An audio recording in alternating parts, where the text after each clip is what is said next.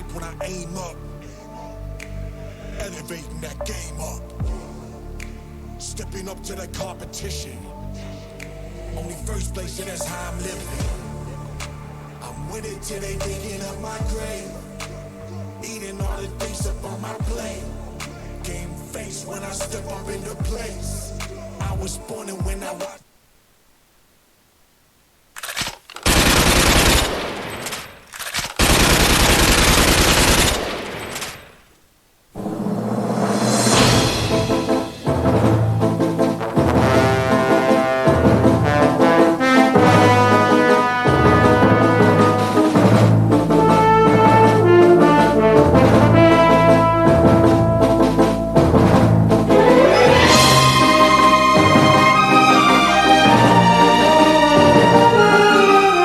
Bienvenue dans Mémoire d'éléphant, à la découverte du savoir étudiant sous l'œil d'un pachyderme bienveillant.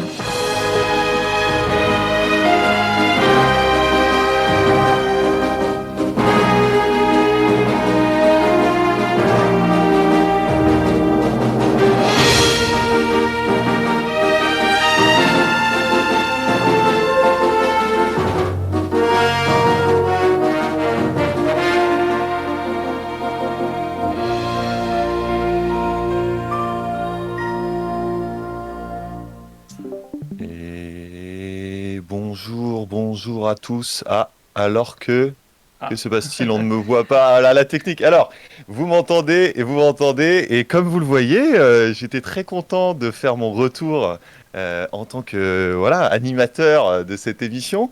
Et voilà que le technicien est en PLS total, hein. Alors que, oh là là là là là là, terrible. Qu'est-ce qui s'est passé? Un petit problème de caméra. Ah mais c'est parce qu'on a perdu la caméra On a perdu de notre invité. notre invité a perdu sa caméra. Est-ce que notre invité Damien, est-ce que tu Ah oui, pourrais c'est pas remettre ta normal, caméra ça. s'il te plaît? Ah. Pourquoi donc elle est partie ma caméra? Eh bien, t'as dû bah la voilà. couper. Yes. C'est bon. Ok, merci beaucoup. C'est parti. Donc, bienvenue dans cette 10e émission, donc dixième de notre saison Mémoire d'éléphant. 10e et avant-dernière émission, puisqu'on est en mai et que nous avons choisi de finir cette saison de Mémoire d'éléphant le mois prochain, en juin, parce que voilà, on mérite nous aussi des vacances des vacances scolaires comme les élèves. J'arrête de balbutier tout de suite et j'introduis nos deux personnes qui sont sur le plateau avec moi aujourd'hui. Il y a, est-ce que tu peux faire le changement de cam s'il te plaît Thierry? Parfait. Tony, évidemment que vous connaissez, qui m'accompagnera pour poser tout plein de questions à notre invité. Damien, bonjour à vous deux, comment ça va? Salut. Ça va plutôt Euh. pas mal. Je suis content d'être là. Ça va très bien et je vois que Thierry s'amuse pendant que on commence l'émission. Ah là, alors que des yeux, enfin un œil dans une pyramide se déplace, un dinosaure monte. Voilà, de toute façon, on va parler un peu de paranormal, on va un peu parler d'ésotérique, etc. Donc voilà, c'est pour ça, parce qu'en fait, et je t'introduis du coup Damien, tu as travaillé, et tu travailles toujours d'ailleurs, sur, alors en règle générale, les religions, et tu as une chaîne YouTube consacrée à cela, qui s'appelle Religaré, qui est juste au-dessus de moi, là, qui est noté à côté de ton prénom, tout en haut de l'écran à gauche. Donc une chaîne YouTube dont on va donner 15 fois le lien pendant l'émission parce que tu fais des productions assez cool qui parlent du coup des religions. Et tu as fait une vidéo qui correspond à un mémoire que tu avais entamé mais pas fini, et ce qui est un peu le sujet de notre émission aujourd'hui. Une vidéo consacrée alors à la naissance d'une religion, le spiritisme, et qui est aussi cette religion basée sur des pratiques qui relèvent plus de pratiques de l'occulte, de l'ésotérisme, etc., etc. Chose que tu avais déjà entamée dans ton mémoire autour de pratiques, autour du naturisme et d'une famille, voilà, qu'on va introduire juste après. Est-ce que tu voulais ajouter peut-être quelque chose? Alors, Parler un ouais, peu de juste pour de ta corriger. chaîne? En fait, Ah oui, bien sûr. mon mémoire n'était pas était pas en lien avec le spiritisme. C'est des recherches parallèles que j'ai touchées à côté de mon mémoire, puisqu'en effet, mon mémoire, il était sur mon mémoire avorté, on va y revenir, il était sur les frères d'Urville, qui étaient des médecins psychonaturistes, on va y revenir. Et le truc, c'est qu'en m'intéressant à eux, je me suis retrouvé en effet à toucher du doigt un peu tout le milieu de l'ésotérisme français des années 30. Et puis en tirant des fils, j'ai remonté un petit peu aussi au 19e, j'ai vu ce qui se passait à droite à gauche, et c'est un peu en effet par sujet parallèle ou de sujet en sujet que je suis arrivé au spiritisme et que j'ai fait une vidéo sur le spiritisme sur Religaré. Voilà. Alors, on a déjà évoqué pas mal, et je pense que je vais commencer par ça en première question. On a déjà pas mal évoqué le mot d'ésotérisme. Comment tu pourrais le définir un peu rapidement pour qu'on puisse voilà, comprendre de quoi on parle quand on parle de pratiques ésotériques, d'ésotérisme, etc. C'est l'inverse d'une pratique exotérique. C'est-à-dire que d'un côté, il y a un savoir exotérique, c'est-à-dire qui est fait pour être accessible à tout le monde, qu'on prêche ouvertement. Typiquement, une religion comme l'islam ou le christianisme, c'est exotérique, quoi. La connaissance, le dogme, il est ouvert, il est public. Et puis, à côté de ça, connaissance ésotérique, c'est quelque chose qui est caché. C'est qu'on considère qu'il y a besoin d'une initiation pour délivrer ce savoir-là et qu'il ne peut pas être ouvert au monde profane et que seulement par un système de révélation ou d'initiation, on peut y avoir accès. On aura appris quelque chose dès la première minute de l'émission. Même nous, donc c'est parfait, c'est parfait. On a plusieurs questions. Non, on n'a pas encore de questions du chat. C'est surtout notre Thierry International qui dit des bêtises. Peut-être, alors du coup, on peut rentrer tout de suite dans le vif du sujet et dans le sujet que tu avais choisi justement pour ton mémoire de M1. Donc, tu avais travaillé sur une famille que tu as commencé à nommer, les Durville. Alors, est-ce que tu pourrais juste présenter, alors pour l'instant assez rapidement, qui sont les membres de cette famille? Est-ce qu'il y a un père, des fils, juste pour peut-être et puis nous situer un petit peu à quelle époque on est, à quel moment on est. On est à cheval entre le 19e et le 20e, puisque en fait moi je commence à m'intéresser déjà à la figure du père, qui est une figure tutélaire marquante pour ensuite les trois frères. Le père, donc, c'est Hector Durville, qui est né en 1849 du coup qui vivra jusqu'en 1923. Et donc je rentre pas dans le détail, hein, c'est ça, je synthétise. Alors rapidement, le père, c'est d'abord un spirit, donc intéressé au spiritisme dont on pourra parler, ensuite, et puis ensuite surtout un magnétiseur, et c'est vraiment quelqu'un qui est dans tous les coups de l'occulte de son époque en France, et je pourrais détailler un petit peu. Et ce père-là, il crée, il fédère un petit peu des éléments, des dynamiques autour du magnétisme en France à son époque. Et il a des fils ensuite, Henri, André et Gaston, dont on peut isoler d'un côté Henri et de l'autre côté André et Gaston, qui sont assez différents, même s'ils ont des points communs. Henri, ça va être la droite ligne de son père. Il va être vraiment aussi un ésotéricien accompli et vraiment s'intéresser à tout ce qu'on pourrait considérer comme phénomènes paranormaux, etc. Et vraiment reprendre le truc du magnétisme, mais en le faisant évoluer déjà vers une pensée naturiste. Et ça, je vais y revenir après. Et de l'autre côté, les deux autres frères, Gaston et André, qui seront vraiment parmi les figures de proue du mouvement naturiste en France, dans l'entre-deux-guerres, qui vont créer des centres naturistes, dont un qui existe encore aujourd'hui en tant que tel, l'autre aussi, mais différemment. On pourra y revenir. Et qui contribueront à élaborer les programmes d'EPS, de l'éducation nationale, des figures beaucoup plus officielles, mais néanmoins gardant aussi des liens avec des choses un petit peu plus ésotériques. Et je pourrais revenir dessus tout à l'heure. Voilà, pour cette fratrie. Ouais, carrément. Merci beaucoup de cette présentation succincte. Ça nous pose les cadres. Et d'ailleurs, ce qu'on aurait bien aimé, c'est que Thierry nous mette les visages de ces personnes-là, car tu nous les as envoyés. Donc voilà, on voit là Hector Durville, yes. Qui est donc le père dont tu parlais, né en 1849 et mort en 1923. Et puis le père d'Henri, André et Gaston, qui sont, voilà, Gaston qui est là. Gaston et Gaston à André. gauche, André à droite. André à droite, exactement.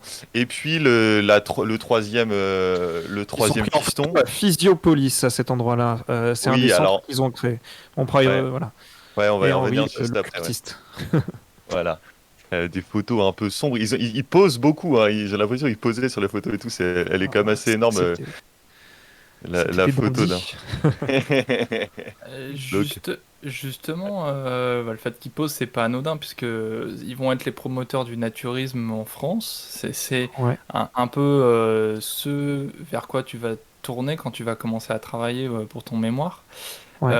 Est-ce que tu peux nous expliquer un peu ce que c'est le naturisme à ses débuts, puisque ça n'a quand même pas grand-chose à voir avec la pratique, bon, peut-être pas populaire que c'est aujourd'hui, mais assez, Non, en assez fait, diffuse, quoi. bon, le naturisme, déjà au 19e, en Allemagne, il y en a les prémices, mais vraiment, il prend son essor en tant que mouvement voilà, défendant l'idée d'un corps libre dans la pratique du sport, libre des vêtements, dans la nature, etc. En France, dans les années 30, vraiment, il prend un gros essor. Euh, à cette époque-là, il est à la croisée de plein de choses différentes. À la fois, pour les Durville au début, c'est quelque chose qui promeuvent comme étant une pratique de santé. Ils parlent de médecine psychonaturiste. C'est quelque chose qui est censé reconnecter l'homme à la nature et donc rééquilibrer aussi en lui ses énergies et lui permettre de guérir, d'aller mieux, d'être plus fort, etc. À côté de ça, il y a des mouvements qui ont des considérations même politiques sur la société humaine. Je pense au Sparta Club, notamment, qui, lui, qu'on peut dire relativement, qu'on peut situer à la gauche de l'échiquier politique, avec l'idée d'une édification humaine et sociale utopiste, derrière le fait de se reconnecter à la nature et d'abandonner aussi certains oripeaux de la civilisation moderne. Et il y a aussi, à l'inverse, tout un mouvement fasciste qui s'empare complètement d'extrême droite qui s'empare de la question du naturisme dans les années 30 avec l'idée de parler de régénération de la race en fait ou de la régénération de la civilisation, l'idée qu'on se serait amolli, amoindri avec la civilisation industrielle, avec les grands centres urbains, qu'on serait un peu comme les pensées ensuite eugénistes des nazis, quoi, ravagés par l'alcoolisme, par les meurtriers, par les handicaps, et que par une connexion directe à la nature sur le mode de ce qui pouvait se faire, de ce qu'il fantasmait être l'Antiquité, on pourrait régénérer soit la civilisation, soit la race, etc. etc. Ouais. Donc à cette époque-là, il est très pluriel, le naturisme. Il passe pas directement par la question de la nudité intégrale, ça vient dans un second temps. Mais voilà, et ensuite il va évoluer vers quelque chose de plus pratique sportive, loisir, d'émancipation aussi. Ouais. Voilà. Ouais. oui, comme on Ok. le connaît aujourd'hui, la naturisme la vision, en tout cas moi que j'ai assez d'ailleurs à l'extérieur, parce que je connais pas très bien ce milieu-là, c'est vraiment les plages, par exemple, les plages naturistes, ces lieux-là où la nudité est indiquée, parce qu'il me semble que d'ailleurs la nudité est autorisée, mais je sais pas exactement, mais en tout cas indiquée, elle est prévenue et du coup. Alors, en fait, partout, elle est censée être interdite, en gros, en France. Mais en effet, sur un certain nombre de plages, il y a une tolérance qui fait qu'on a le droit d'être nu, mais personne n'a le droit de forcer qui que ce soit à être nu. Sauf à un seul endroit en France, théoriquement, même si je n'ai pas eu vent de cas où c'était appliqué, mais c'est possible. C'est justement Héliopolis, qui est un centre fondé par les frères Durville au large de Hyères, en Méditerranée, où il y a le seul panneau de la République française officielle. Je l'ai vu, ce panneau, avec marqué interdiction d'être habillé. Voilà. Et alors justement, peut-être que tu peux nous parler un peu plus de ces choses qui ont été fondées par les frères Durville, parce qu'ils ont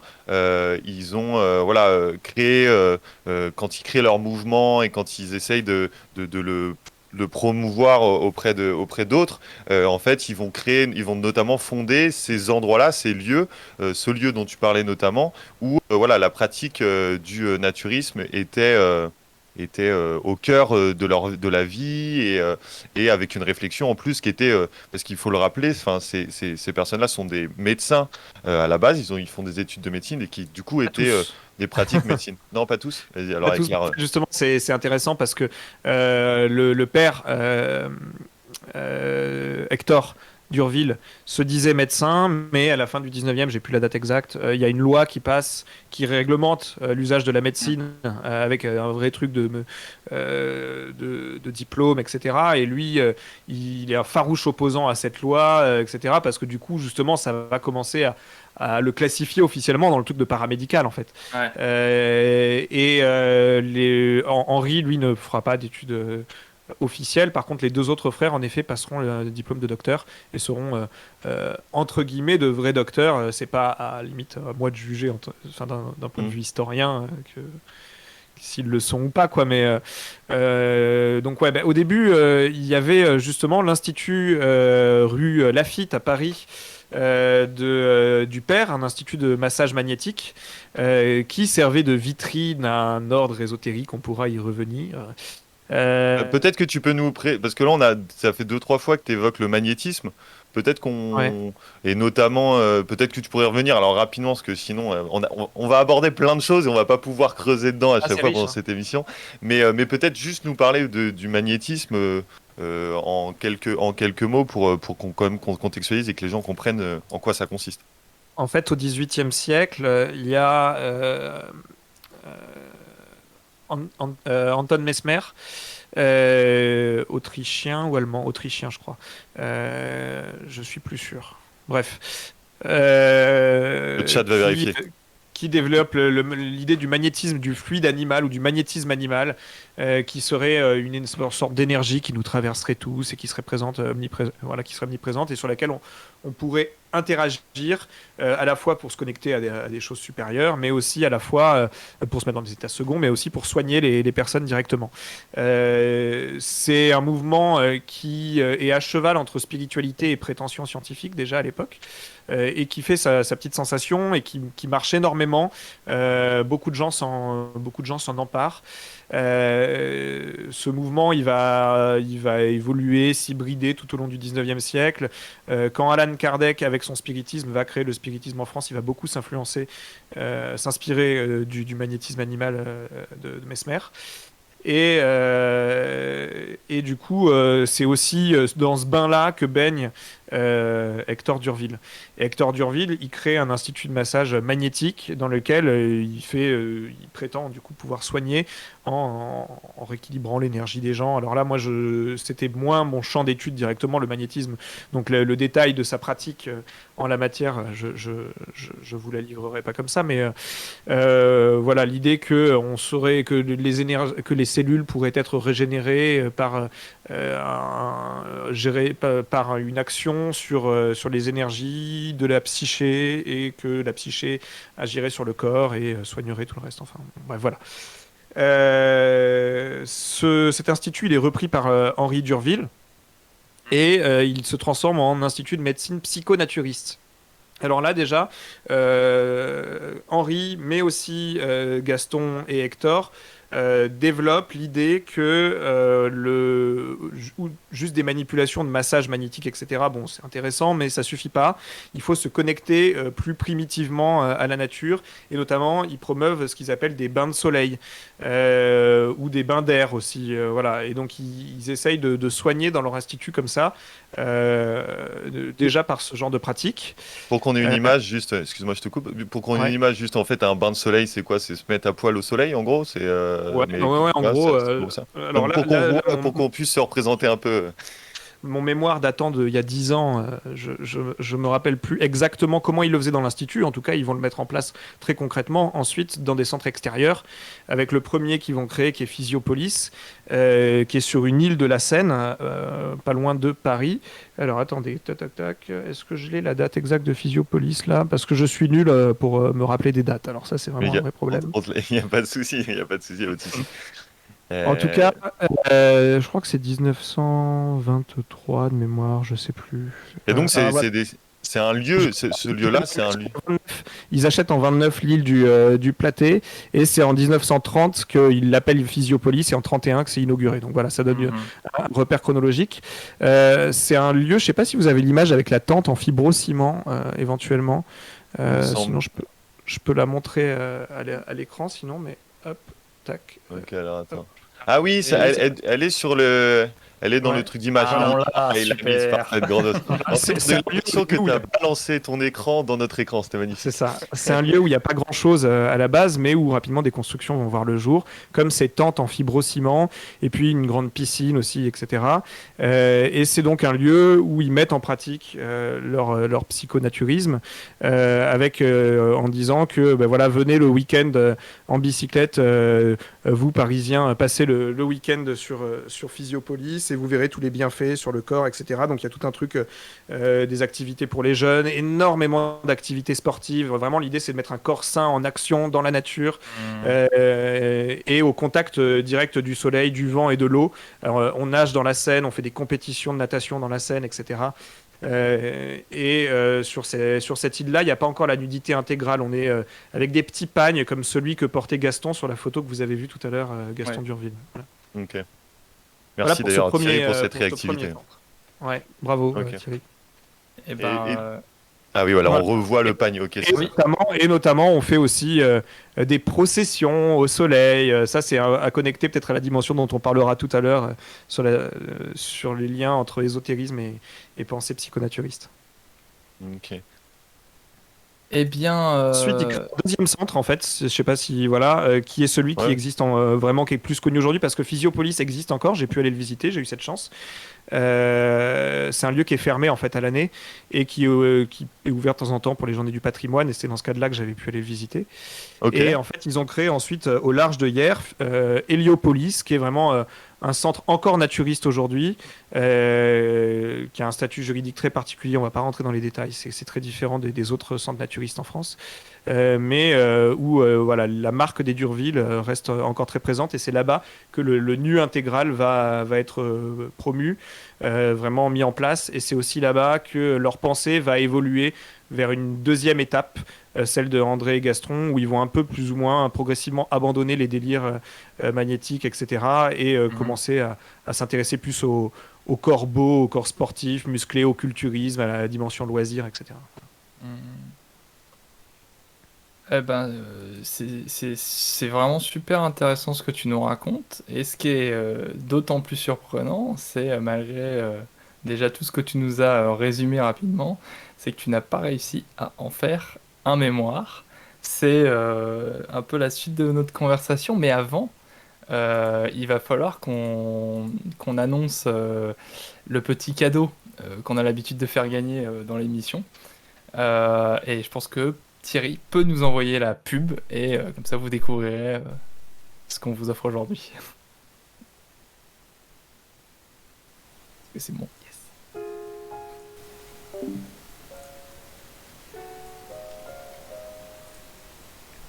Bonjour, je m'appelle Melvin.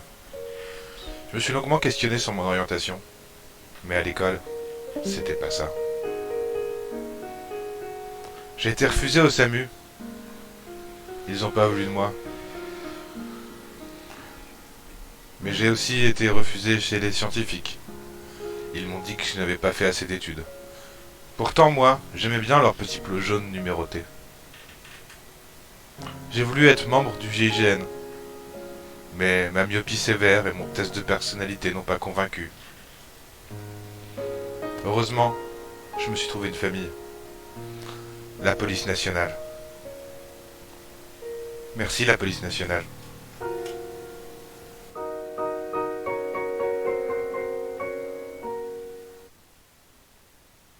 Magnifique petite pub réalisée par Thierry, évidemment.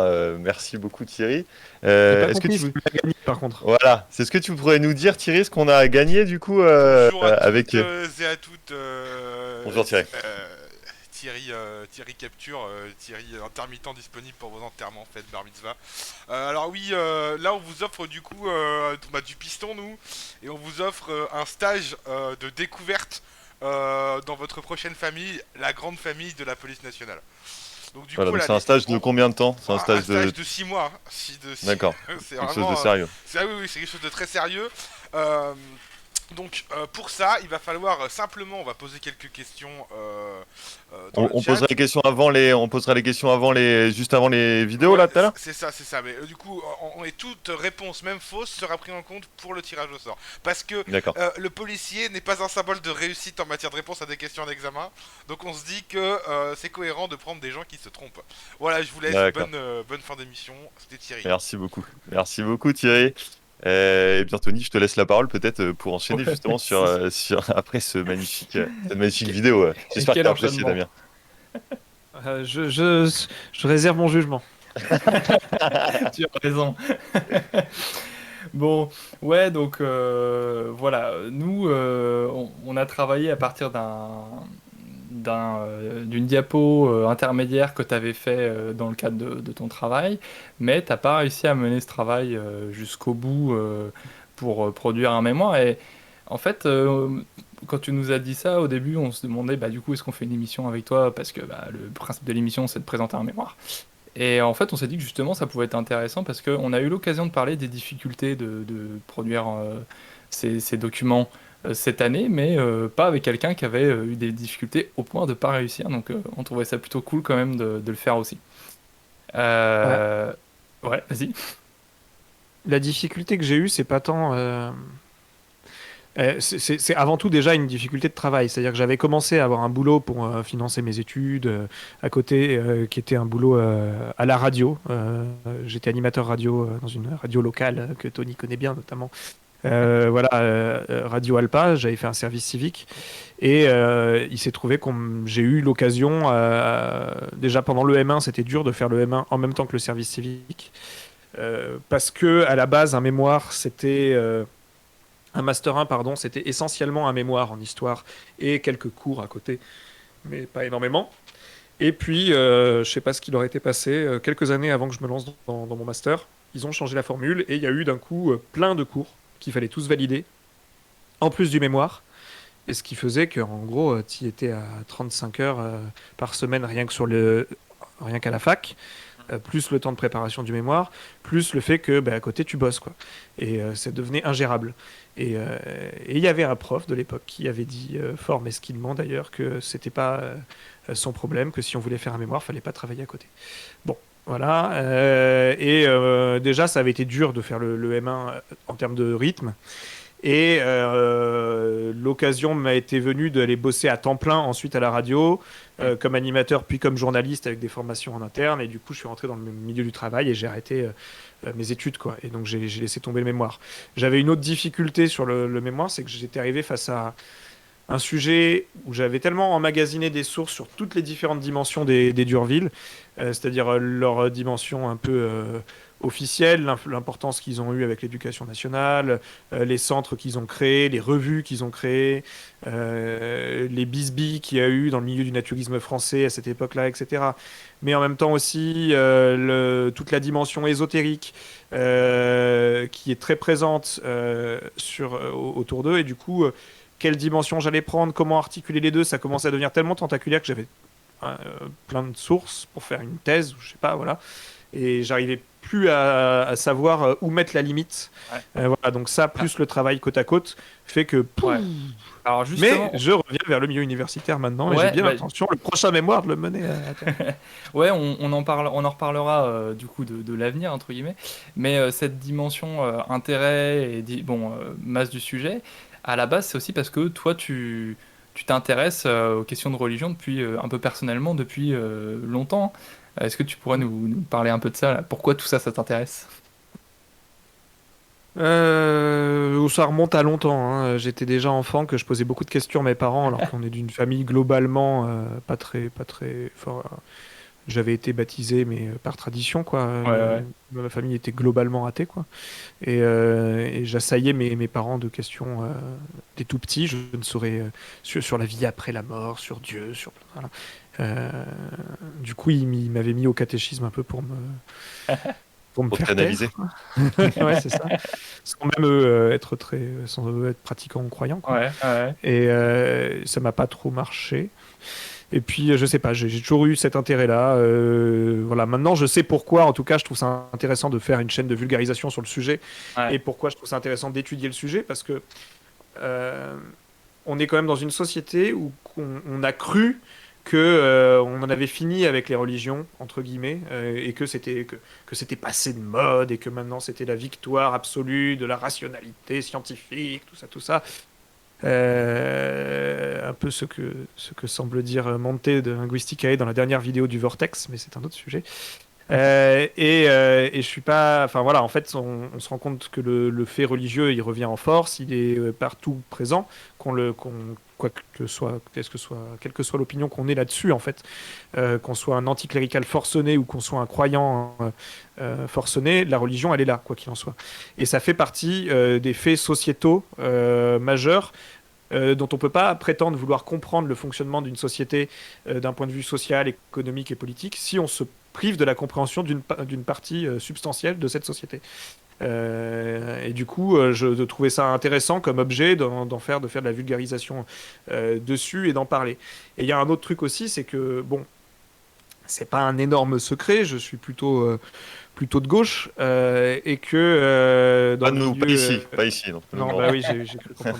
Dans le milieu politique de gauche, les questions euh, religieuses sont souvent délaissées complètement voire quand on n'est pas juste dans un anticléricalisme primaire qui refuse même de parler du truc, quoi. Et je trouve que c'est une erreur voilà, pareil, de prétendre comprendre le monde en se privant de la compréhension d'un de ces phénomènes majeurs. Et je me suis dit que quand je regardais YouTube, il y avait beaucoup de chaînes qui parlaient de religion, mais d'un point de vue très prosélyte ou d'un point de vue très conservateur. Et moi, je m'étais dit, c'est intéressant d'avoir un propos émancipateur sur le sujet et un propos de gauche dessus, tout en... je suis pas là pour transformer. Voilà, j'essaie d'avoir une démarche universitaire et de vulgarisation rigoureuse, mais je me cache pas de mes opinions politiques. Et par exemple, quand je vais aller, comme ce sera le cas, interviewer des mouvements de juifs féministes ou des mouvements de chrétiens LGBT, par exemple, c'est un choix éditorial que je fais de les interviewer eux plutôt que le camp d'en face, par exemple. Ouais. Voilà ce que je me suis dit qui était intéressant de mener, de montrer en fait que la lutte pour l'émancipation, elle est aussi présente à l'intérieur même de ces religions qu'on a tendance à voir trop comme des blocs monolithiques oppressifs et patriarcaux, etc. Alors tu soulèves des remarques hein, dans le chat. Alors il y a un débat, je sais pas trop, je comprends pas trop, mais je passe dessus. Mais il y a Pascal qui nous dit, qui donne son avis, qui dit c'est pas le religieux qui revient en force, c'est des fanatiques qui servent de la religion pour faire passer des idées extrémistes et fanatiques.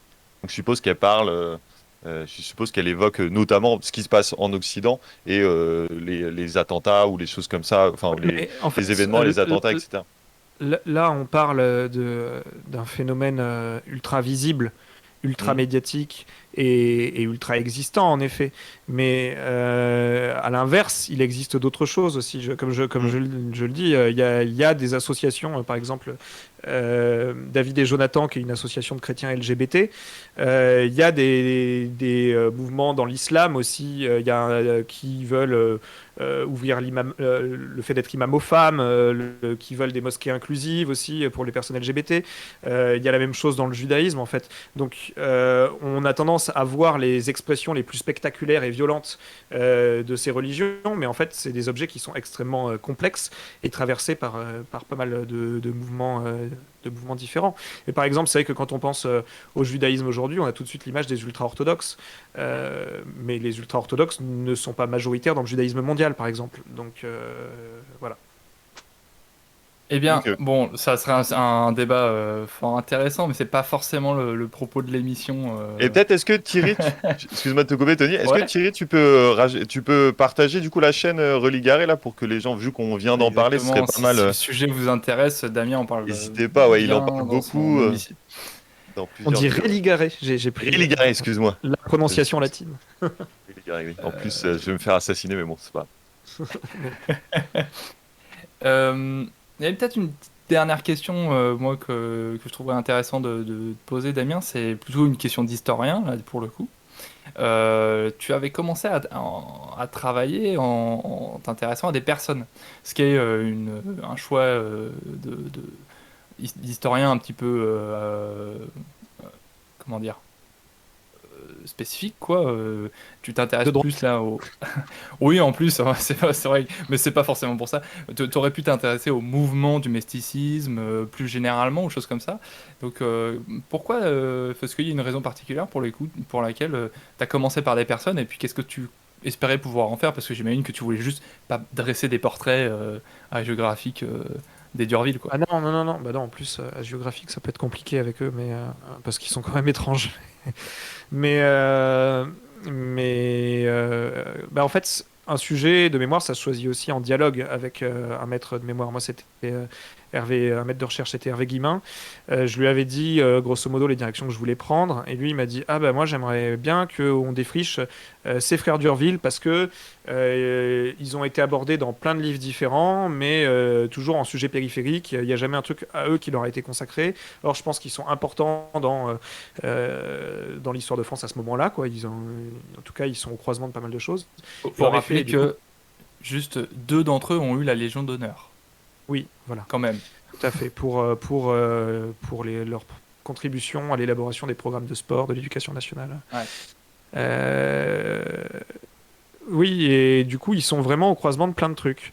Et en commençant à bosser sur eux, je savais pas encore si j'allais faire un sujet biographique ou si j'allais juste les utiliser comme pour dresser un portrait de ce mélange de milieux en France à l'époque. D'un côté, la théosophie, qui est un truc dont on n'a pas encore parlé, de l'autre côté, Merde. l'ésotérisme, de l'autre côté, le naturisme, et voir comment tout ça, dans un bouillon, évoluait, naissait, que pouvaient ensuite se séparer ou continuer ensemble, etc. Ouais. Bon. Est-ce qu'on se lancerait pas une petite vidéo de pause, Pierre? Ouais, on pourrait se faire une première pause, parce qu'en fait, il est déjà 35, donc on est complètement à la bourre sur notre, Oh oui. sur notre emploi du temps. Est-ce que Thierry, tu pourrais... alors, est-ce qu'on ferait... Enfin, on peut faire la petite pause, la petite question, Thierry, avant la vidéo, quand même, histoire de détendre tout le monde après toutes ces paroles très... Thierry, toujours qui se régale. C'est des Alors. animations, d'ailleurs, c'est des animations, Thierry, ou tu fais toi-même les montées et descentes du dinosaure, là? Je voulais savoir si tu avais configuré ça. Non, ou- non, non, c'est un programme, hein, c'est une intelligence artificielle derrière. Hein. D'accord, très bien, Il merci y a beaucoup. du deep learning, tout un système de procédural qui fait qu'on en arrive à un résultat comme ça. Non, non, il y a une équipe, hein. Alors, Bien du sûr. coup, Non, non, la mais c'est première possible. question, pareil, fait par la prod. Dans le Nouveau Testament, qui fut vendu pour $30? Je Il fut répète, vendu pour $30. qui fut vendu. Je suis pas sûr de la conjugaison de fut vendu, mais. Ça Pour passe, ça C'est moi passe. qui réponds à ça ou Non, non, les gens c'est dans les bah, gens tu du vas pouvoir chat. répondre, mais on va laisser essayer de voir si les gens du Ouais, chat dans le pourraient chat répondre. d'abord. Ouais. Alors, on vous laisse la Et puis- vidéo pour répondre. Oui. Le titre de l'émission sur celui de la mission précédente. Actualise Ah. la page, Basile, je pense que ça vient de toi. Oui, c'est le F5. Parce que j'ai actualisé. Je faisais ça Bon, sur tout- Labs. un peu tard, tu l'as. Peut-être que j'ai cliqué sur le bouton après le début du live, effectivement. Oui, en effet, bah oui, TI technique, toujours au rendez-vous. Alors c'est parti, on vous lance la vidéo et on prendra tous les La pseudos question, alors répète la question peut-être avant de lancer la dans vidéo le quand Nouveau même. Testament, un comics sorti il y a quelques années, qui fut vendu pour $30. Voilà. Alors véritablement c'est 30 pièces d'argent il me semble, hein, mais Oui, mais il y a 30 la deniers. conversion maintenant, c'est la mondialisation, tout ça. 30 deniers, 30 deniers. Alors on est prêt, donc on lance la vidéo, on se retrouve tout à l'heure. Merci. à tout de suite. Si je vous dis culte des morts, féminisme, spiritisme et purgatoire de cette vidéo. A noter aussi que Marie-Madeleine et Nova-Alexandre de la chaîne Occulture ont prévu de sortir bientôt une vidéo sur Alan Kardec, dont on va bientôt parler nous également. Autant dire que je l'attends avec une relative impatience. Revenons à notre sujet. Je le disais, si le spiritisme il a cartonné en France et qu'il a pu se transformer en une véritable religion, c'était du fait d'un contexte favorable, celui du culte des morts. Ce phénomène apparaît progressivement à partir de la fin du XVIIIe siècle, d'abord dans les couches supérieures de la société. Ces dernières entreprennent de déplacer leurs morts en périphérie des agglomérations, en leur construisant de véritables mausolées, alors que jusqu'ici elles avaient l'habitude de les enterrer comme tout un chacun, près des églises ou même dans les églises. En fait, depuis le Moyen-Âge, on croit que plus on est proche d'une église, plus on a de chances de salut dans l'au-delà. C'est le début d'un grand mouvement de déplacement des cadavres. En effet, Paris connaît à l'époque une véritable crise de l'inhumation. Les cadavres sont déposés dans les nécropoles des églises et s'y entassent de plus en plus haut. Les fosses communes débordent. Chaque jour, de nouveaux corps viennent se rajouter à ces véritables charniers. Pour donner un exemple du véritable problème sanitaire que cela commence à poser, le 30 mai 1780, près du cimetière des Innocents, dans la rue de la Lingerie, près des Halles actuelles en fait, la cave d'un certain monsieur Gravelot, restaurateur de son état, se fissure et finit par céder sous le poids des corps entassés de l'autre côté. Et là, comme dirait Lovecraft, une horreur indicible, mais je vais quand même le dire. Des mètres cubes d'ossements, de cadavres en décomposition, de chair putréfiée, dégringole dans la cave du pauvre restaurateur. Le bâtiment est totalement contaminé. Les murs suintent littéralement et on rapporte qu'un maçon qui y aurait posé la main aurait contracté la gangrène quelques jours plus tard. La fosse commune qui vient de se vider chez lui n'avait pourtant été ouverte que 6 mois auparavant. Voilà. Toute la cave d'un restaurateur. Restaurant. Là où on mange. Bon appétit. Bref, face à l'ampleur du phénomène, le 17 novembre 1785, le Conseil d'État a pris un arrêté obligeant à transférer les morts de la capitale dans les carrières. Et c'est ainsi que l'histoire des cimetières de Paris et celle de ces carrières vont se rejoindre pour former non pas des chocs à pic, mais les catacombes de Paris. Et le moins que l'on puisse dire, c'est que ce grand déménagement, c'est pas une mince affaire. De 1785 à 1814, on va voir des processions qui tous les jours vont emmener des cadavres vers les catacombes. Quant aux nouveaux morts, eh bien eux, on les installe en périphérie dans de tout nouveaux cimetières. Le cimetière du Père-Lachaise, par exemple, est fondé en 1804. Ce phénomène d'abord parisien touche ensuite les villes de province également. À Lyon, on peut citer par exemple le cimetière Loyasse. Le cadre juridique de cette révolution de l'inhumation est un décret du 12 juin 1804. Il stipule que désormais il est interdit d'inhumer ces morts dans les églises ou à proximité des églises et que les nouveaux cimetières doivent être installés à environ 30 à 40 mètres des limites urbaines. Le décret prévoyait aussi des fosses séparées et renouvelées tous les 5 ans. Un an plus tard, le décret du préfet de la Seine du 6 mars 1805 introduisait dans le droit français la notion de concession funéraire à perpétuité. Avec le cimetière contemporain se forme donc un nouveau regard sur le corps mort. Mis à distance, moins visible, plus sacralisé. Il bénéficie de sa propre tombe. À tout jamais, le corps de l'être aimé est conservé. Les cadavres reposent désormais dans des véritables lieux dédiés à la mort, dans de véritables nécropoles et non dans le cœur bouillonnant des villes. De nouvelles pratiques naissent du fait de ces déplacements. Par exemple, le cortège d'accompagnement des défunts de l'église vers le cimetière, qui devient très populaire, rajoute une nouvelle couche de rite autour de la mort. De plus, avec la baisse de la mortalité, la perte des proches arrive de moins en moins souvent et devient donc de moins en moins supportable. Tout ceci a contribué à solenniser la mort. On se rend de plus en plus souvent sur les tombes, généralement tous les dimanches, après l'office, avec quelques fleurs. Et de facto, on se soucie de plus en plus de l'âme de nos morts. On n'a jamais autant prié pour eux, pour le salut de leur âme et pour leur demander conseil. Avec ce fameux culte de la mort, on a donc là le contexte idéal dont je vous parlais pour l'arrivée du spiritisme. Et voilà. Alors vous avez eu un petit extrait. Terrible, alors que notre invité vient de... Alors du coup, je suis obligé de me remonter un peu comme ça. Il va revenir. Donc vous avez vu un petit extrait de la... un petit extrait de la chaîne YouTube Réligaré. Donc que Damien a créé, alors il me semble, donc il est plus là pour nous répondre, mais il me semble qu'il a créé cette année, en début septembre, ou un truc comme ça. C'est assez récent, hein, c'est assez récent. Il a sorti donc 5-6 vidéos. On vous invite à aller les voir. Autant des vidéos qui s'intéressent à l'islam, au djihadisme d'ailleurs aussi. Là, je pense à la question de Pascal tout à l'heure. Mais oui, en effet, il parle de ça. Il interroge aussi assez longuement des prêtres, des évêques, il me semble. Je peux même vous dire qu'il a appris un peu à lire l'arabe pour pouvoir aller lire le Coran un peu dans le texte quand il y a des choses qui l'intéressent. Donc vraiment un gros taf assez sérieux. Donc c'est aussi pour ça qu'on était assez content de l'avoir. Alors jusqu'à ce qu'il parte, parce que là je crois que on a peut-être dit c'est peut-être la pub de la police qui lui a pas plu et il s'est déconnecté. On est sûr en tout cas qu'il a juste marché sur sa box. Peut-être qu'il a débranché sa box sans faire exprès, je ne sais pas. Mais en attendant, du coup, on peut peut-être faire la réponse à la question, Thierry. Parce que Thierry, je vous rappelle, vous avez posé une question juste avant. Effectivement, et la réponse était Jesus. Jesus, de son nom Jésus, donc qui a été trouvé par... on considère bon comme réponse. Donc il y aura Marcel, Moyen Croûte, Basile, Tebedum, Zans 404, Pascal BN, et voilà. Donc tous les gens qui ont répondu, vous êtes considérés comme vainqueurs. Bien joué. Il est de retour. Il nous manque toute la vidéo là, Damien. La vidéo. Ouais. Vous m'entendez?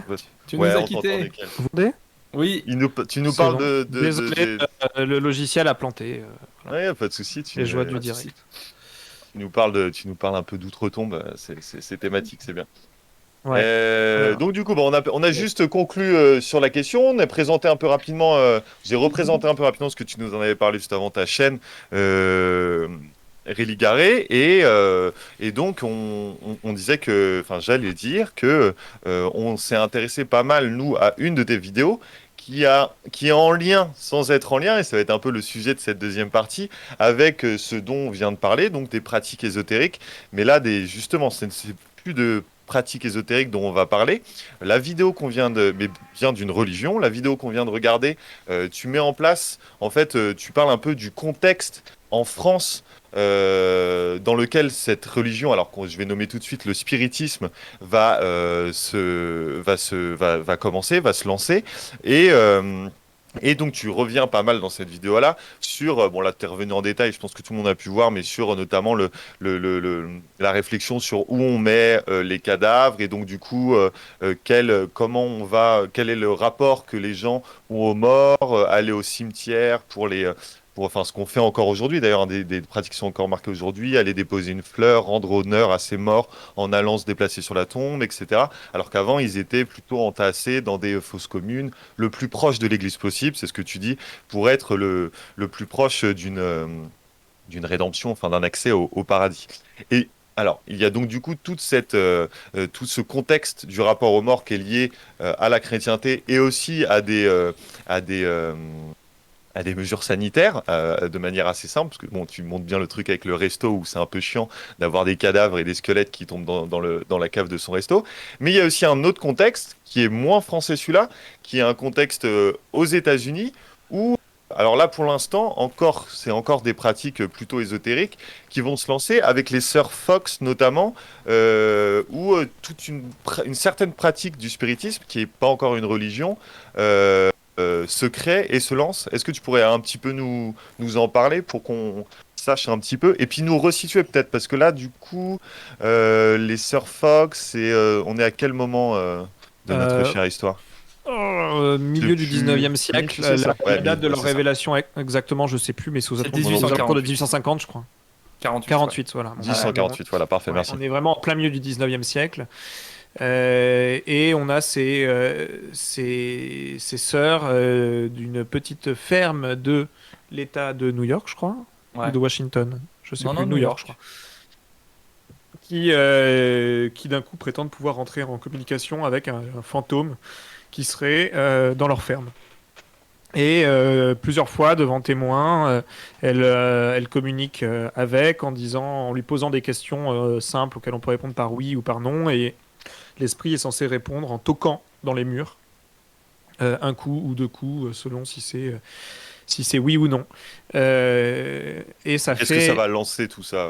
Ça fait une énorme sensation en fait. Ça lance le mouvement du spiritisme tel qu'on l'a dans l'imagerie populaire et tel qu'il existe encore aujourd'hui. En fait, quand on parle de spiritisme, il faut bien distinguer deux choses, hein. La pratique du spiritisme en tant que ce qu'on pourrait résumer maintenant par les tables tournantes, qui est une des façons dont ça s'est codifié, qui est la plus célèbre. On a aussi des planches de Ouija par exemple, etc., qui sont une forme de communication spirit. Et puis de l'autre côté, la religion spirit de Allan Kardec, dont on va parler après. Et donc elle crée la pratique En tout cas, elles lancent la création des différentes pratiques parce qu'elles vont avoir toujours cette pratique de la communication par le biais des coups dans les murs, mais rapidement, il va y avoir d'autres types de communication médiumnique. Il y a un véritable phénomène de société, un raz-de-marée d'abord aux États-Unis, puis ensuite qui déferle un petit peu sur les autres pays du monde, et notamment en France, assez rapidement également. Et donc, on va évoluer, quoi. On va prendre des trucs d'écriture automatique, des planches à roulettes avec un crayon pour écrire, guidés par les esprits. On a des images de ça, Thierry. Ouais, j'en ai envoyé une. Normalement. Thierry, là, il me semble qu'il y a l'image de l'écriture, la personne qui écrit avec une table sur chaise Fille roulante. avec les Ouais. yeux bandés. Ouais. Sur le diapo? Non, c'est pas sur le Non, diapo, non, sur les images que je t'avais mis dans Discord. Ouais. Ah, Bon, bah, le temps que tu les trouves, tranquille, pas de soucis. Si tu les mets pas, c'est pas grave. Et, non, je peux pas les et mettre. donc, Je peux pas les mettre. ouais, non, mais Discord, t'inquiète. ça va tout faire sauter les cams. Tant pis. Et donc du coup, tu disais donc différentes pratiques qui sont des pratiques voilà du spiritisme, mais pas encore en tant que religion. Ouais. Et alors que Déjà, ça codifie un truc, ça codifie le fait que pour communiquer avec les morts, on a besoin d'un intermédiaire, de quelqu'un qui est médium, quoi. La C'est ça, question en de fait, la ce que médiumité spirit, l'intermédiaire vraiment, et souvent c'est des femmes qui font ça, donc même s'il n'y a pas que des femmes, mais du coup on a ce truc mondain, il y a un phénomène de mode, notamment c'est à l'hiver 53-54 en France, 1853-1854. Il y a un phénomène de mode massif, vraiment un truc très mondain, où on va aller communiquer avec les morts, c'est rigolo, ou alors je vais enfin pouvoir parler avec mon aïeul décédé. Voilà, et en bonne société, on va pratiquer ça. C'est d'abord la première forme que ça prend, quoi. même pour se faire des fois pour se faire peur en fait, hein, vraiment comme c'est vu Oui, tout à quasiment fait. comme un loisir des fois pour se faire peur. On joue à se faire peur on se met dans une salle avec un médium et on joue à se faire peur quoi. Donc là c'est C'est vraiment ça. pour l'instant des pratiques quasiment du loisir ou alors un petit peu aussi pour parler à ses aïeux comme tu disais. Et d'ailleurs c'est assez intéressant parce que à ce moment-là avant que ça devienne une religion il y avait déjà eu des discussions en tout cas en Occident sur la communication avec les morts, etc., etc. Et la chrétienté notamment et ça tu le précises dans ta vidéo a un peu dès le début dans les textes d'une certaine manière interdit ou en tout cas désigné comme une mauvaise pratique le fait d'essayer de communiquer avec les morts. Ouais, ce qui est propre à toutes les religions abrahamiques, hein, en règle générale, c'est pas bien vu dans les trois grands monothéismes de communiquer avec les morts, et c'était assez réprimé au Moyen Âge, etc. Ce genre de trucs.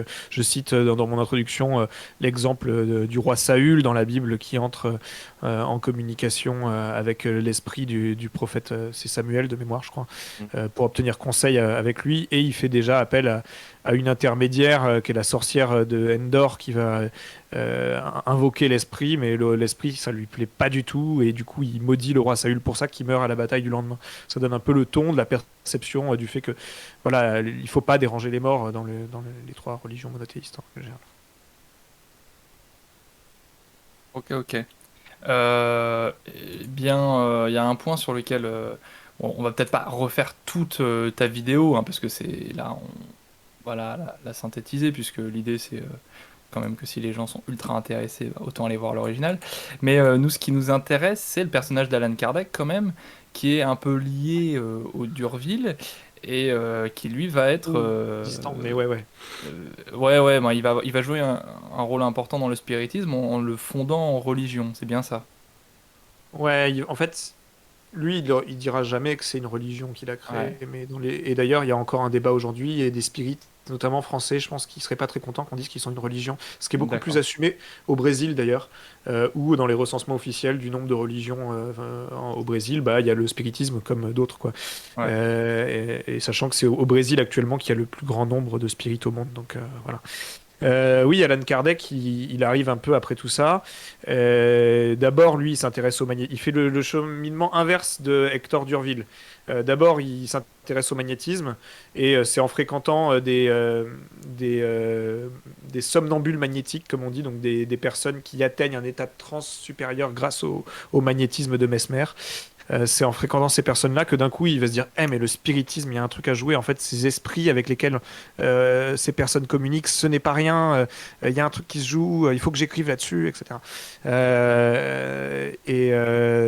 Alors que Hector, c'était l'inverse. Il était d'abord spirit, et notamment il avait baigné dans le spiritisme d'Allan Kardec, etc. Et ensuite, il va aller vers le magnétisme. Mais ils n'ont pas vraiment de contact, hormis que le premier contact avec toutes je sais pas comment on pourrait dire, ces pratiques occultes, etc. C'était le spiritisme pour Hector Durville. Je pense, à ma connaissance, ils se sont jamais croisés. Et de toute façon, chronologiquement, c'est un peu compliqué, je crois, parce qu'il devait être très jeune quand Kardec est mort. Voilà. Bref. Ce que je voulais dire, c'était que, oui, donc lui, il va dire, en fait, ce qui est en train de se passer, c'est que le spiritisme permet bien de rentrer en contact avec les morts, selon lui, mais la conception de l'au-delà qu'on a, elle est complètement différente, et donc il va consigner des communications médiumiques d'une médium particulière dont je parle dans la vidéo, et écrire une sorte de Bible du mouvement spirit, qui est le livre des esprits, qui décrit en fait que le cosmos serait une hiérarchie de mondes, du moins parfait et du plus matériellement incarné au plus parfait, qui serait le plus proche de Dieu, qui serait le plus spirituel, où on ne serait plus que des purs esprits. Et de mort en mort, soit on stagnerait, on resterait un temps désincarné avant de revenir dans un autre corps, soit on irait dans un monde supérieur. Et on ne régresserait jamais. On serait toujours dans un avancement de perfection morale comme ça vers Dieu. Et d'un coup, communiquer avec les esprits, ce serait aller parler avec celui qui est passé dans le monde du dessus et qui va pouvoir nous donner des conseils pour nous-mêmes nous élever. Et c'est un truc assez émancipateur à l'époque, parce que du coup, on n'est pas en train de te dire que ton aïeul, il n'est pas en train de souffrir 1000 mots au purgatoire en attendant la rédemption, mais il est en train de progresser en permanence, et tu vas le rejoindre dans une autre vie en progressant, etc. Et tu peux communiquer avec lui. Et en fait, il crée tout un mouvement autour de ça. La Société d'études Spirit, le journal du spiritisme, etc. La revue Spirit, je crois que ça s'appelait. Et c'est un boom, c'est énorme. Voilà. Tant et si bien que ça a même inquiété l'Église catholique au bout d'un moment. Et le paradoxe, c'est qu'en France, ça a presque disparu. Il y a encore 2-3 centres, notamment du côté de Lyon, je crois, Spirit. Mais ça s'est exporté par la suite dans d'autres pays. Et là où ça s'est vraiment enraciné avec un terreau fertile, c'est le Brésil. Où là maintenant c'est une religion énorme. Enfin, je crois que ça fait 1 ou 2% de la population. Ça peut sembler pas grand chose, mais bon, ça fait quand même du monde, quoi. Donc voilà, et c'est vraiment maintenant la Mecque du spiritisme, c'est le Brésil, quoi. Il y a Thierry qui posait une question. Je peux la poser à l'oral. Ouais, vas-y, vas-y. Ouais. En vrai, dans ce que tu présentes, il y a d'abord le rapport à la nature, et puis dans la première partie, puis là le rapport à la mort. Moi, ça me fait beaucoup penser au mouvement de Steiner, et en quoi il doit y avoir forcément des liens entre les deux, l'anthroposophie et ces trucs-là, qui reprennent un peu ces trucs-là. C'est probable. J'ai pas travaillé sur l'anthroposophie. Moi, j'ai plus bossé sur la théosophie. Mais à mon avis, c'est clairement. Steiner, il sort pas de nulle part, il doit clairement aussi baigner dans ces mêmes bains idéologiques. Parce qu'il y a tout, hein, c'est pas Steiner, c'était à quelle époque qu'il a créé son truc C'est début en 1900 et des bananes, je crois. Si c'est au 1900, il y a déjà le magnétisme de Mesmer qui est passé par là, il y a déjà le spiritisme de Kardec. Très clairement, il y a un bain intellectuel. En fait, c'est ce que je voyais, moi, en bossant sur les Durville dans les années 30, c'est que toutes ces idéologies du 19e, elles vont évoluer, se brasser, se mélanger. Il y a la théosophie qui arrive à la fin du 19e. Et en fait, il se passe pas une journée sans qu'à Paris, tu aies une conférence sur le yoga, la rectification des chakras, le bouddhisme, la communication médiumique avec les morts, et souvent dans les mêmes lieux, et différentes personnes qui vont de truc en truc comme ça. Il y a une sorte d'effervescence, d'ébullition autour de tous ces phénomènes. Il en reste beaucoup de choses. Dans tout ce que après, je vais me taire parce que je suis technicien, mais je me rends bien compte, mais l'anthroposophie, elle est encore ultra populaire aujourd'hui. Il y a encore des écoles Rudolf Steiner, il y a encore des endroits où on pratique le channeling, comme tu disais, pour aller voir au-delà, pour incarner Steiner qui est décédé, avec un culte. Enfin, vraiment, j'ai l'impression que tout ce que tu as présenté est la recette de ce qui fait aujourd'hui l'anthroposophie moderne, avec du coup l'homéopathie derrière, le Velleda et toutes ces marques-là qui vont fonder tout un truc. Enfin bref, je vais me taire là-dessus, mais il y a à aller chercher. c'est bien, mais en fait, c'est fort probable parce que ça permet de. Moi, je trouve ça bien parce que ça permet de relativiser un discours qu'on peut entendre et que notamment on a entendu dans la dernière vidéo de Linguisticae sur le Vortex, comme quoi il y aurait eu un essor de tous ces trucs de parascience, de spiritualité New Age récent, etc., et que ce serait un phénomène contemporain. Or, pas du tout, en fait. Oui, Ça existait déjà avant, sous des formes différentes, et ça a eu de cesse d'exister, en fait.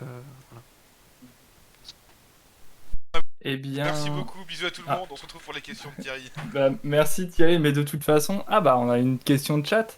On va la saisir tout de suite. C'est Basile. Est-ce que c'est Partage-nous. faisable des séances de spiritisme pour appeler l'union de la gauche? Voilà.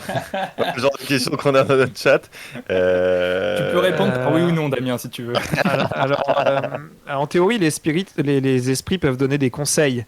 Donc après, libre aux vivants de les suivre ou pas. Donc là, je pense qu'on est plutôt au niveau de la thaumaturgie ou du miracle, quoi. Je pense donc si tu peux écrire Maintenant, au pour pape. parler à un socialiste, il faut faire du spiritisme, il n'y a plus moyen. Ils sont tous C'est morts, ça, les c'est socialistes. ça. Alors le spiritisme était très très proche du mouvement socialiste, en tout cas le spiritisme de Kardec, et ils C'est ont vrai, ça. ils ont créé des crèches, ils ont participé à des grèves, ils ont créé des caisses de solidarité, etc. Parce que justement c'était vu comme un truc émancipateur de dire que tout le monde était un esprit à la base qui s'incarnait de corps en corps. Indifféremment du sexe de la personne d'ailleurs, ou du genre de la personne, et donc du coup il y a eu tout un féminisme spirit aussi, etc. Enfin, voilà, Ouais, c'est des choses sur lesquelles tu reviens dans ta vidéo, excuse-moi. Ouais. Et notamment Alan Kardec, qui s'appelle Alan Kardec parce qu'il a discuté avec une personne qui s'appelait Alan Kardec et dont il a pris le nom. À la base, il s'appelle pas comme ça. Non, il a pas pris son nom. Non, dans une précédente incarnation, il était lui-même Alan Kardec, soi-disant. Oui, voilà, c'est ça. Un druide oui, celte. bien sûr, oui. Et donc Oui, il a pris le nom de sa précédente incarnation. Oui, et voilà, c'est ça, excuse-moi, je me suis mal exprimé, en effet, c'est sûr. Vu que c'est complètement le bordel la fin de cette première heure, je vous propose qu'on fasse une deuxième pause tout de suite, qu'on regarde et on prendra Alors, attends... Alors, je peux répondre tout de suite, je Ouais, n'en sais vas-y, rien vas-y. du tout, Basile, parce que mes recherches sur le milieu de l'ésotérisme français se sont arrêtées à la limite de la Seconde Guerre mondiale, quoi. Moi, j'étais vraiment sur l'entre-deux-guerres. Il y a des loges maçonniques, mais on fantasme beaucoup de choses sur les loges maçonniques. En vrai, c'est souvent que des personnes d'un certain âge qui se réunissent pour parler de philosophie et vaguement de spiritualité et faire des repas ensemble où ils se pistonnent mutuellement. C'est pas tant... il n'y a pas vraiment de trucs mystiques ou quoi que ce soit derrière, et encore moins de grands complots comme on veut le penser. Donc je sais pas trop ça, je saurais pas te répondre sur les conseillers contemporains. Est-ce que les cabinets de conseil type McKinsey qui conseillent le gouvernement aujourd'hui en font partie? On va laisser la question ouverte. Le chat répondra. Bon, alors Thierry se fait troll par sa maman dans le chat et ça fait plaisir. On va pas relever ça. Est-ce que Thierry, tu peux nous envoyer la seconde vidéo, s'il te plaît? Où là, on va revenir d'ailleurs sur les sœurs Fox. Justement. Les histoires de hantises et de coups dans les murs Merci. sont aujourd'hui Et en légion. mettant le son. On y croit ou pas, il y a de nombreux... C'est nous qui n'en sommes pas seulement. Oula. Je peux pas le préparer avant ça. Soyez gentils. Alors que le spiritisme continue de fasciner, des membres de l'université de Pennsylvanie enquêtent sur un certain nombre de médiums.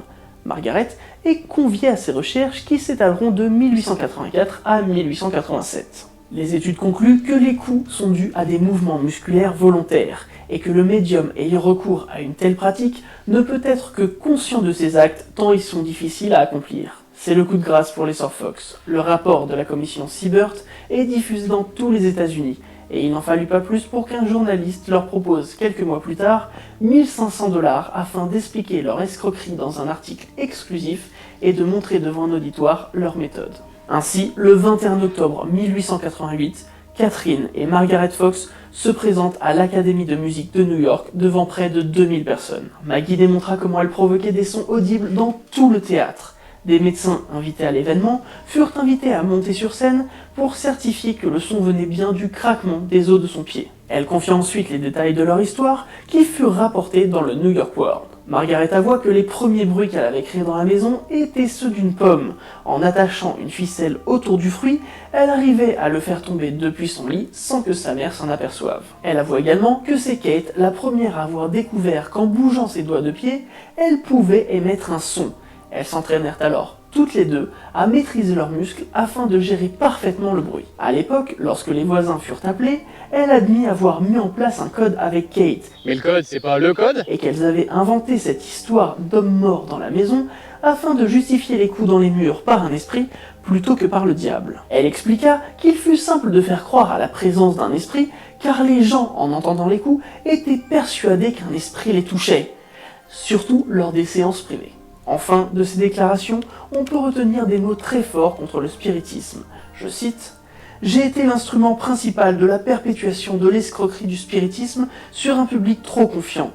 Je suis ici ce soir comme l'une des fondatrices du spiritisme pour le dénoncer comme un mensonge absolu du début à la fin, comme la plus infime des superstitions, le blasphème le plus cruel connu du monde. » Ouais, c'est pas la joie. Surtout qu'en plus du New York World, l'article a été republié dans de nombreux journaux dès le lendemain. Alors autant vous dire que c'est tout le mouvement spirit qui a été remis en cause après ça. Les sœurs ont d'ailleurs subi de nombreuses pressions de la part de médiums et de groupes spirit.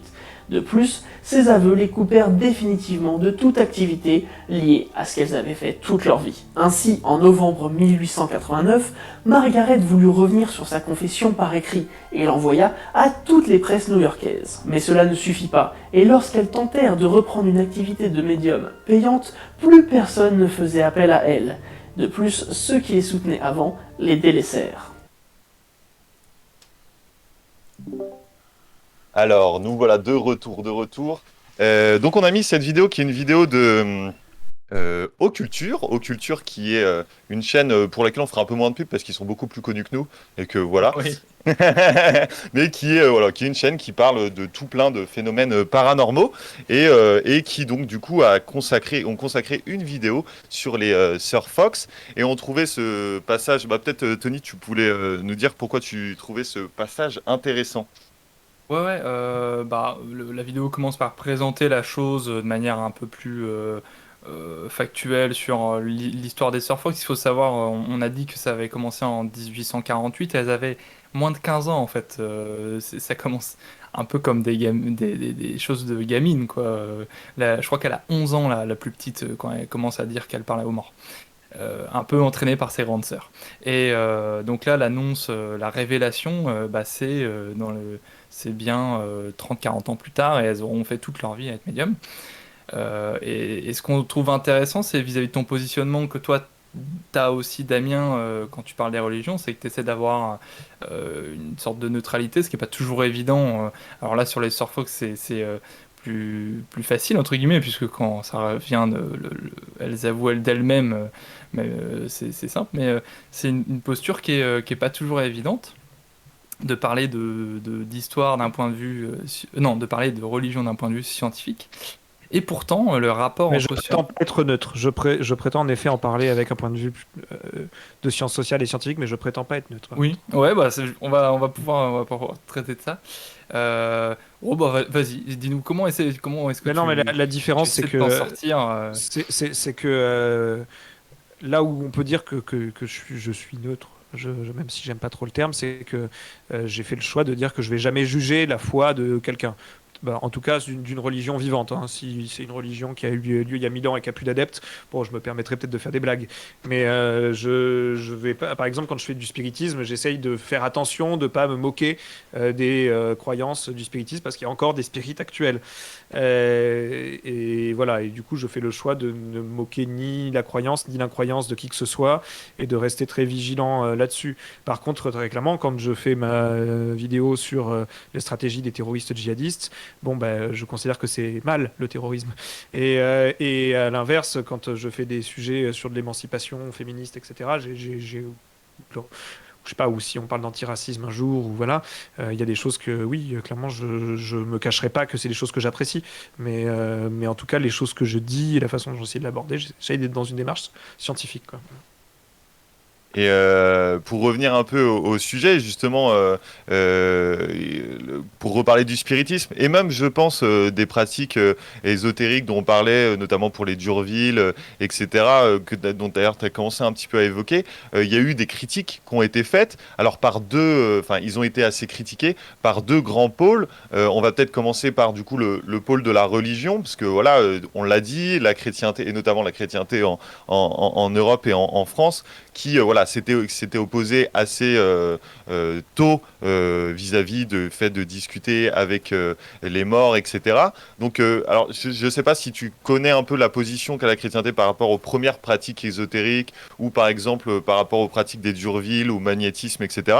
Mais en tout cas, tu l'évoques pour la religion du spiritisme. Il y a des réactions en fait, il y a des réactions au sein même de ce mouvement religieux qui se font et qui se font entendre au moins un petit peu à un moment. Et lesquelles sont-elles alors? Il n'y a pas de réaction unifiée au début, puisque il y a un peu l'idée pour l'institution, la hiérarchie catholique, de considérer que c'est un effet de mode qui va passer et que si on réagit, on va le faire de la publicité, ça va faire grossir le truc. Il y a de fait des ecclésiastiques catholiques qui condamnent un petit peu dans leur coin et d'autres. Oh, je vois que j'ai plus beaucoup de batterie, ça va y faire. Euh, et d'autres, à l'inverse, qui y adhèrent même au tout début. Mais assez rapidement, ça va quand même finir par se structurer. Et il y a une opposition farouche de l'Église catholique à la pratique qui sera condamnée dans une lettre encyclique dont je parle, mais je ne me rappelle plus le nom là comme ça. Mais voilà, mais elle est mentionnée dans ma vidéo. Une contre-offensive sur la question de la mort pour investir ce champ qui a besoin d'être investi, voilà, puisqu'il y a tout ce rapport à la mort qui est important au 19e siècle dont je parle aussi dans la vidéo. Et pas en réaffirmant un truc qui existe déjà, mais en le réinvestissant pleinement, qui est la doctrine du purgatoire. Et donc il y a une œuvre catholique qui se crée pour le salut des âmes du purgatoire, qui va monter en puissance et organiser de plus en plus de messes, des centaines de milliers de messes pour le salut des âmes du purgatoire, pour prier pour elles, pour vraiment investir très très très fortement ce créneau. Mais l'Église catholique au 19e, c'est passionnant parce que c'est un moment où, un temps de bouleversement où elle se redéfinit, où elle investit des champs de communication très très forts.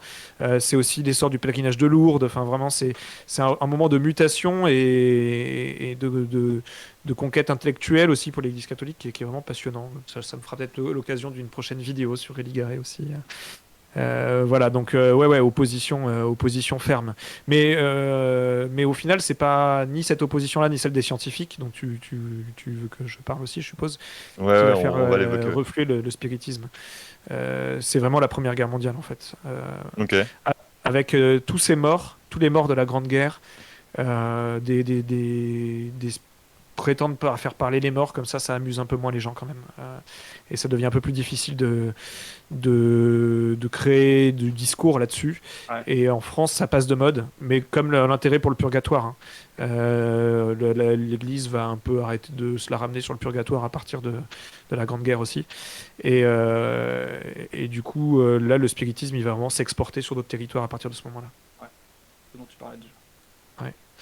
Et donc oui, il y a la science aussi comme opposition au spiritisme, donc pas mal de... Ça dès le début en fait, parce que parce que pour le coup, sœurs pour les Fox, Durville, oui. pour les sœurs Fox, pour les Durville aussi, parce que c'est ce que tu dis, c'est ce que tu disais au début de l'émission. En fait, il y a une, alors je connais pas du tout ce moment-là de l'histoire de la médecine, mais il y a une professionnalisation, j'ai l'impression, de la médecine dans le même temps que les Durville promeuvent leur pratique médicinale paramédicale. Enfin, qui du coup devient paramédicinal parce qu'il y a cette... Les frères, ils sont pas encore en âge de pratiquer à ce moment-là, mais le père, ouais. Ouais. Oui, bah tous. De toute façon, c'est un siècle de grande définition, hein, le 19e, où il y a beaucoup de changements, beaucoup de choses qu'on connaît aujourd'hui qui se mettent en place. Et il y a la science se cherche, tâtonne, prend des voies qui peuvent pas être très peu scientifiques d'un côté, et de l'autre qui au contraire affirme une forme de rigosité, de rigueur scientifique. Et donc il y a des oppositions au spiritisme dès le début, des gens qui veulent débunker le truc en montrant que mais c'est n'importe quoi, c'est médium. Il y a plein d'expériences qui sont faites. La plupart du temps, on conclut à des arnaques, pas toujours. il y a eu 2-3 cas de spirit où des scientifiques se sont penchés dessus en disant on a beau chercher, on n'a rien trouvé, on n'arrive pas à expliquer le truc. Après, libre à chacun de croire ce qu'il veut sur le sujet. Certains pourront croire que c'était parce que c'était vrai, d'autres parce que les trucages étaient tellement bien faits qu'ils n'ont pas trouvé, ou voilà. Mais en tout cas, il faut les mentionner aussi, si on veut être rigoureux historiquement. Il y a eu des cas où ça n'a pas été prouvé. Mais il y a eu la majorité des cas, et notamment les grandes sœurs Fox. Il se trouvait que c'était par des craquements de leurs doigts de pied. Alors j'ai essayé, moi j'y arrive pas à la maison, qu'elles Mais oui, arrivaient à faire c'est complètement impossible du comme truc. bruit. Ouais, je sais pas trop comment c'est possible, mais plusieurs médecins l'ont constaté en tout cas après. Ok. Ouais. Et Elles donc se sont entraînées. Hein. Au début, il y en a une qui a trouvé la technique, elle l'a appris à l'autre, elles se sont entraînées pour bien le faire le truc. Ok. Ouais, donc c'est une professionnalisation là pour le coup du craquement de doigts. Mais en tout cas, c'est. Il y a eu plein de trucs comme ça. Il y a eu la grande mode des ectoplasmes et toutes les photos spirit. Alors je vous en avais envoyé quelques-unes. C'est dommage si on Ouais, peut pas les Thierry, voir. il a rien là, hein, Thierry, Ouais. terrible. On avait beaucoup de photographies avec des photomontages en fait. Donc une grande mode des photos spirit qui était très à la mode, où on faisait des superpositions de personnes en transparence pour faire croire à des esprits sur des photos de famille, etc. Des spirites qui faisaient de l'ectoplasme, alors qui faisaient des recettes de chimie pour faire une espèce de substance baveuse, gélatineuse qui coulait de leur bouche, de leur nez, qui sortait comme ça pendant des séances de spiritisme et qui impressionnait beaucoup les gens. Il y a eu un spirit dont je vous ai envoyé la photo aussi, qui dans la spécialité c'était de léviter. Voilà, pas mal de. On le voit au mal milieu de d'une trucs foule. comme ça, quoi. Voilà. Ouais. Et souvent ces trucs-là ont été débunkés par la suite par les Ok. scientifiques. Et Pascal qui demande et la psychanalyse dans tout ça. Et c'est très intéressant, mais c'était pas du tout mon champ d'études pour le coup, donc je pourrais pas C'est trop en parler. On a un très bel hôpital psychiatrique du 19e au Mans, Étoque de Mazy, le plus vieil hôpital psychiatrique de France encore debout. Voilà. Quelle belle réponse. Et on pourra peut-être faire un jour une émission sur la psychanalyse. Je pense que ça pourrait être très intéressant. En tout cas, moi, ce que j'avais vraiment, et ce qu'on a pas mal apprécié avec Tony, je pense, pouvoir parler pour nous deux, c'était aussi voilà, cet effort de contextualisation que tu fais dans tes vidéos à chaque fois, qui permettent de bien comprendre que voilà, l'apparition du spiritisme, il apparaît pas juste comme ça au milieu de nulle part, et il apparaît dans un contexte particulier, et du coup, il a une influence sur d'autres choses. Là, tu parlais tout à l'heure de la religion catholique qui va redéfinir du coup son rapport aux morts parce que c'était aussi des questionnements qui les traversaient. Alors, elle a réagi évidemment au spiritisme, mais aussi à tout ce contexte du rapport aux morts qui était en train de changer dans la population française ou en tout cas européenne.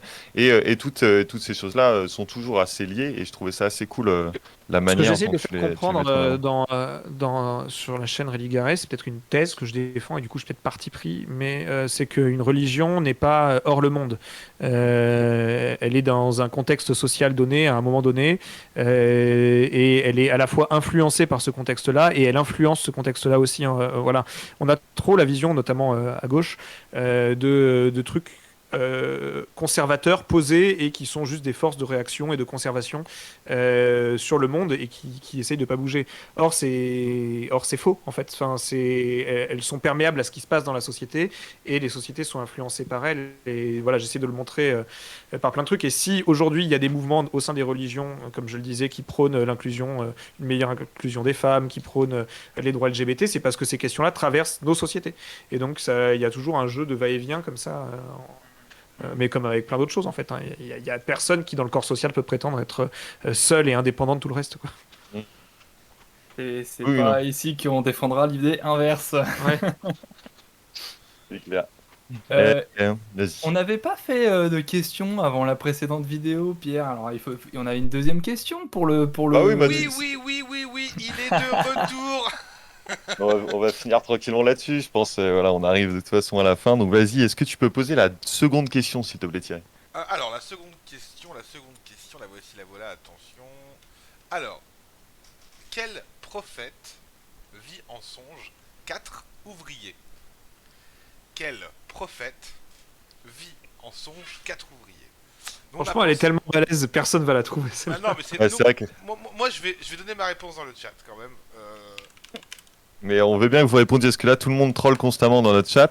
Donc, quel prophète prophète vit en Karl songe Marx. 4 ouvriers? Oui. Quel prophète vit en songe 4 ouvrier. Voilà. Le son, il est bas, Basile Tartini, Ouais. parce qu'on l'a baissé, parce que des fois, quand il s'énerve, il crie.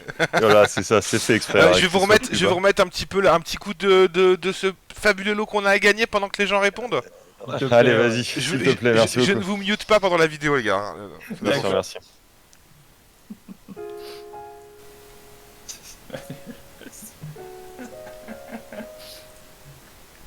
Bonjour, je m'appelle Melvin. Je me suis longuement questionné sur mon orientation. Mais à l'école, c'était pas ça. J'ai été refusé au SAMU. Ils ont pas voulu de moi. Mais j'ai aussi été refusé chez les scientifiques. Ils m'ont dit que je n'avais pas fait assez d'études. Pourtant, moi, j'aimais bien leur petit plot jaune numéroté. J'ai voulu être membre du GIGN. Mais ma myopie sévère et mon test de personnalité n'ont pas convaincu. Heureusement, je me suis trouvé une famille. La police nationale. Merci la police nationale.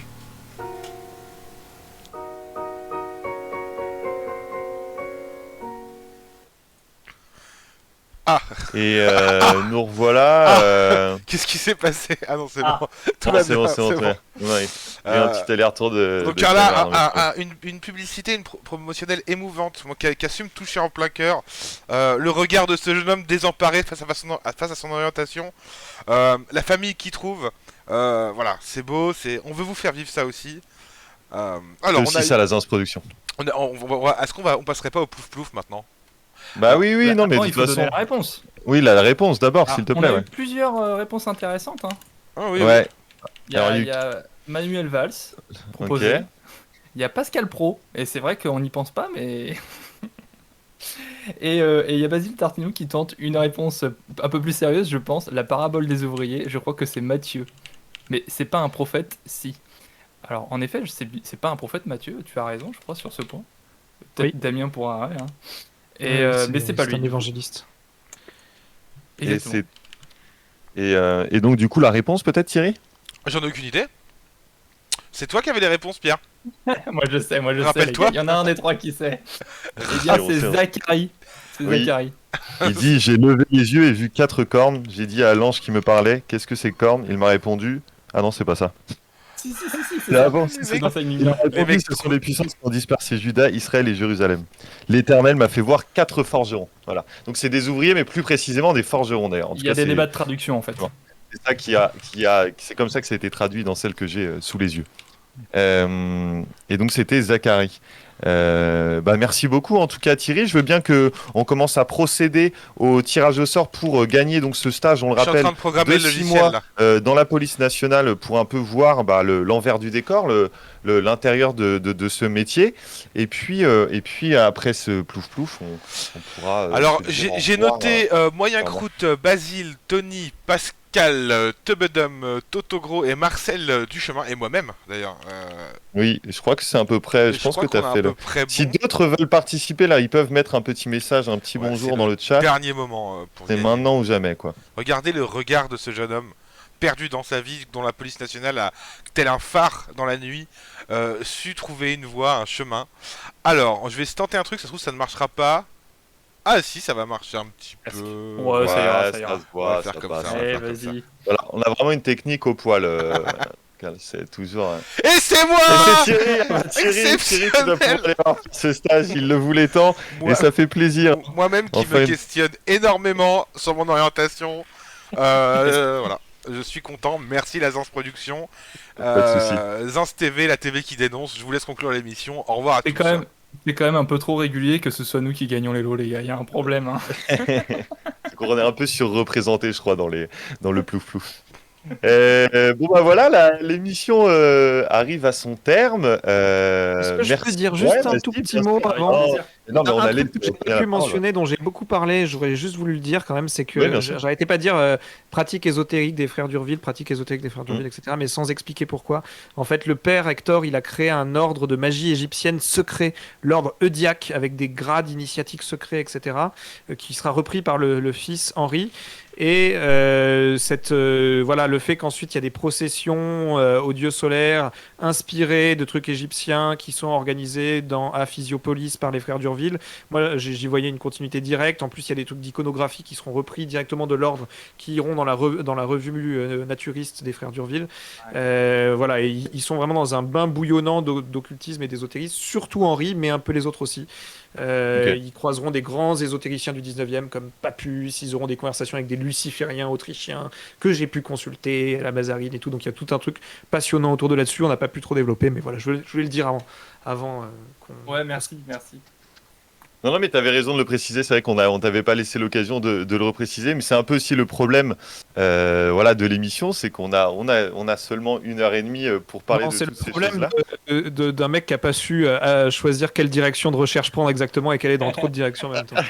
C'est vrai aussi. En tout cas, on te remercie grandement Merci, c'était un d'avoir plaisir.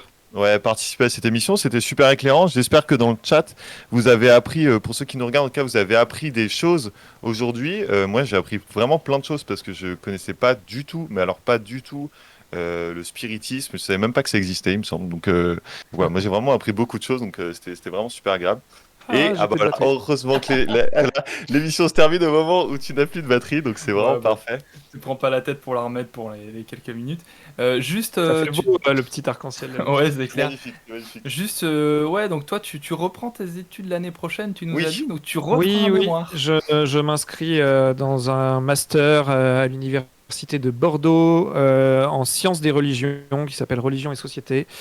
Et je dois faire un mémoire dans ce cadre-là. Et pour l'instant, j'hésite entre deux directions différentes de mémoire qui auront à peu près aucun rapport avec ce que j'ai fait aujourd'hui, puisque jusqu'à ici, puisque du coup, soit je travaillerai sur les publications francophones de l'État islamique, les publications de propagande francophone de l'État islamique, soit je travaillerai sur le milieu de l'orthodoxie moderne dans le judaïsme.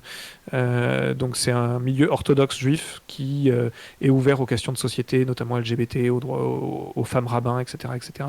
Et donc il y a ces deux directions qui m'intéressent. J'en discuterai ensuite avec les directeurs de recherche pour voir ce que je ferai. Comme souvent, avant Voilà. de... Eh ben, ça augure de super mémoire d'éléphant, peut-être. Oui, verra ça. ouais.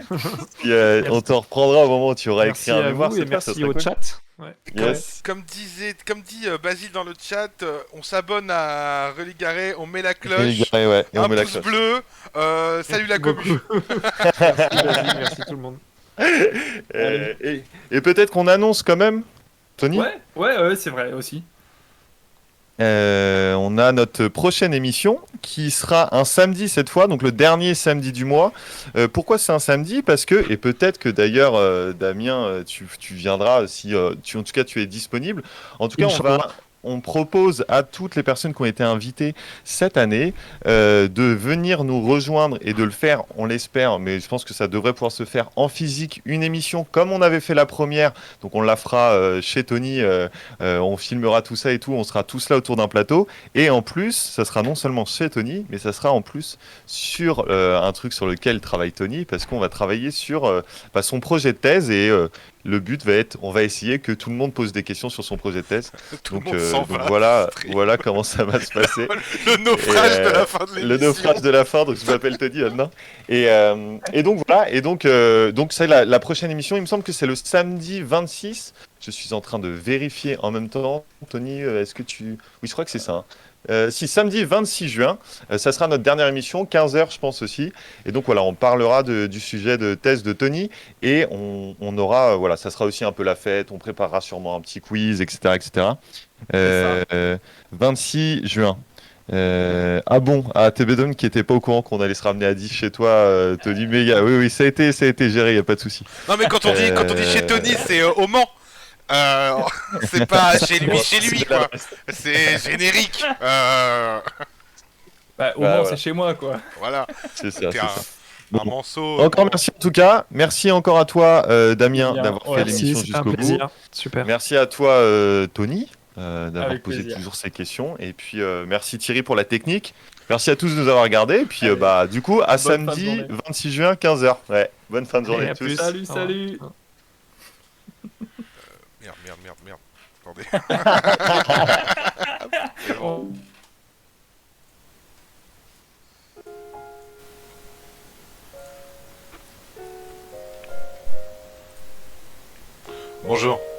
m'appelle Melvin. Je me suis longuement questionné sur mon orientation. Mais à l'école, c'était pas ça. J'ai été refusé au SAMU. Ils ont pas voulu de moi. Mais j'ai aussi été refusé chez les scientifiques. Ils m'ont dit que je n'avais pas fait assez d'études. Pourtant, moi, j'aimais bien leur petit bleu jaune numéroté. J'ai voulu être membre du GIGN. Mais ma myopie sévère et mon test de personnalité n'ont pas convaincu. Heureusement, je me suis trouvé une famille. La police nationale. Merci la police nationale.